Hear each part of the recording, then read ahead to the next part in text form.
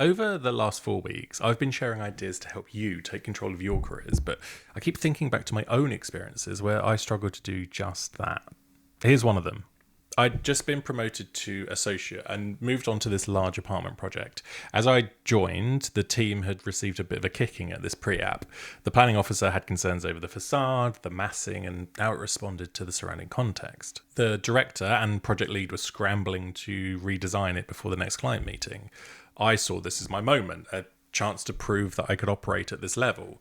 So I stayed late, worked up a design response, and even photoshopped it onto the current renders to show how it would look. The next morning, I walked over to the director's desk, image in hand. I had an idea for the facade, I said. He glanced up, looked at the image for maybe 3 seconds. Don't worry about that. Have you spoken to the engineer about when they'll issue their latest model? And just like that, I was put back in my place, being the technician, not the designer. I slunk back to my desk and spent the rest of the morning head down, replaying that moment in my head. Had I overstepped? Should I have stayed in my lane? Later that afternoon, I walked past his desk. He and the project lead were sketching together, working up the ideas for the meeting. And that evening, they pinned up the latest design. It looked exactly like mine. No credit, no acknowledgement, definitely no eye contact.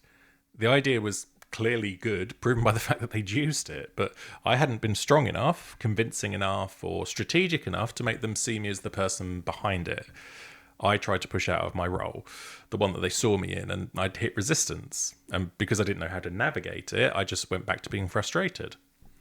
When we take initiative and face pushback, most of us interpret it in the same way. I did something wrong. We assume the resistance is some sort of judgment on our competence, or the proof that we overstepped, or confirmation we needed that we weren't ready after all. So we pull back, stop offering solutions, go quiet in meetings, and revert to waiting for permission. It feels safer that way, much less exposed. Over the years, I've come to understand that resistance isn't a rejection of your competence, it's the friction caused by movement. If you were still staying in the same predictable role with your head down, delivering tasks, waiting to be directed, no one would push back. There'd be nothing to push back against in the status quo. Friction only happens when you start shifting positions, when you move from being some sort of resource that needs managing to a collaborator who helps shape the work. This resistance means that the system around you is recalibrating how it sees you, and sometimes this recalibration is uncomfortable for you and for the people around you.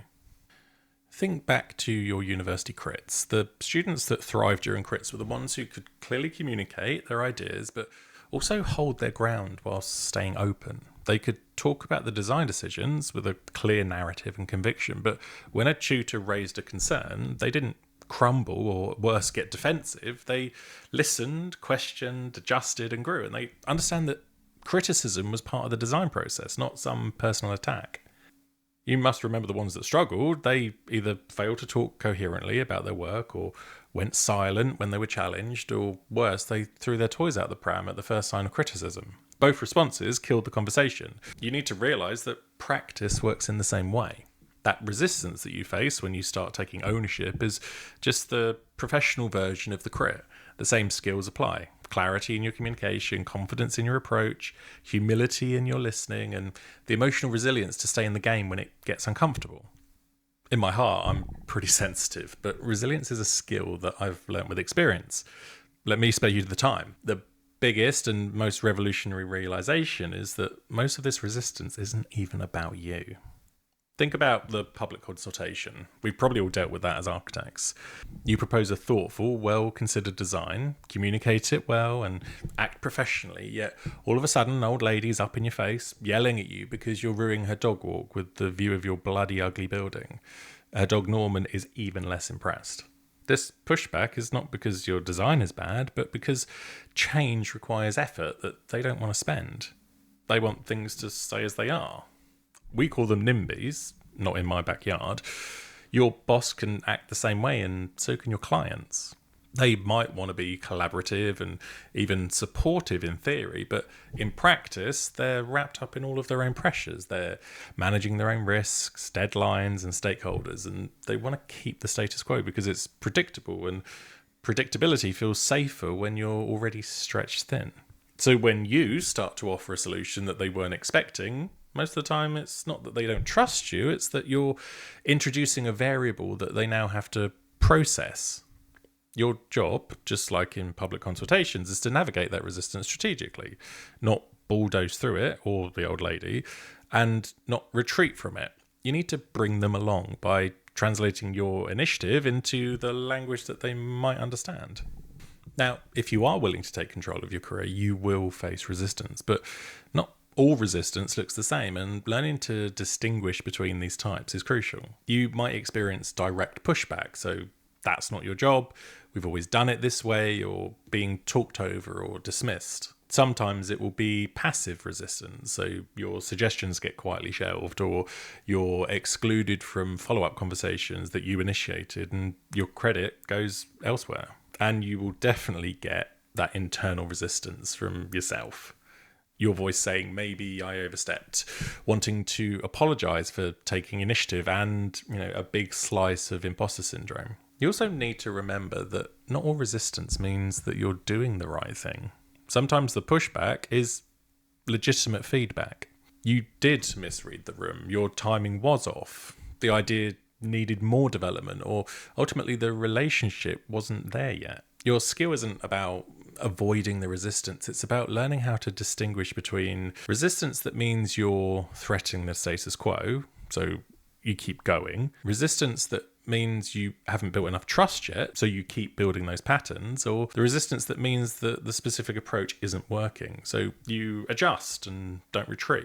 Looking back at my own experience with that apartment project, I can see exactly where I went wrong.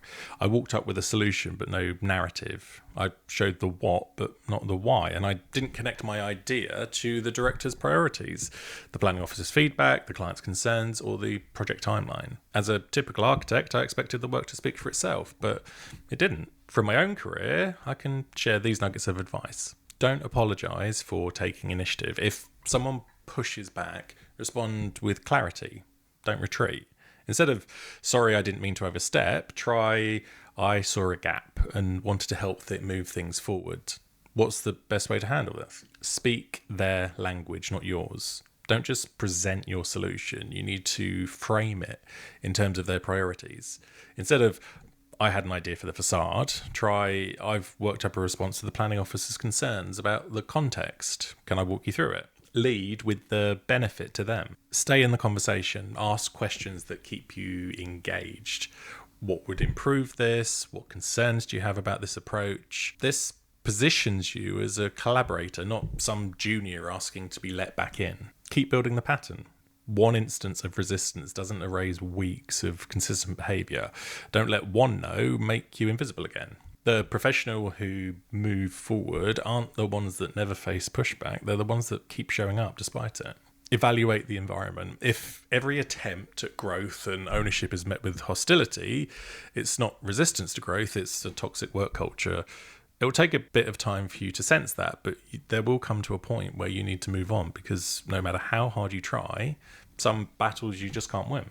The ongoing narrative that I'm trying to build through these essays is we already have so many of the skills to build a successful career in our work as architects, but we just don't use them in the same way. Convincing stakeholders of your design rationale, holding onto a vision whilst incorporating feedback, combining competing requirements, things like client brief, planning constraints, budget or buildability, and bringing people along rather than forcing your way through them. You do this on every project. You advocate for ideas, you justify your decisions, you listen to critique, absorb what's useful and stay committed to the outcome. The only difference now is that you're advocating for yourself, not just some design idea. If you can convince some bureaucratic planning committee or a difficult client to trust your design, you can navigate the pushback from your own boss. The process is the same, the discomfort is the same, and the skill is the same. I know that resistance doesn't feel great. I've got a long list of stories of when I felt it, and many times where I didn't take my own advice and just got back in my box. Even now, there's still tons of doubt when someone pushes back on something I've offered. But I've also learnt to recognise that doubt is the proof that I'm still moving and still growing. If taking control of your career were comfortable, everyone would do it. The reason that most people stay stuck isn't because they're not capable, it's because they're not willing to be uncomfortable for long enough for the system to catch up. And the resistance that we're feeling doesn't mean that we're doing it wrong. It means that you're just doing something different, maybe even doing something right. This week, I want you to take a look at the lie of the land. Notice where you might be feeling resistance in your career and ask yourself, is this telling me to stop, or is this proof that I'm moving? Have a think, and I'll speak to you next week.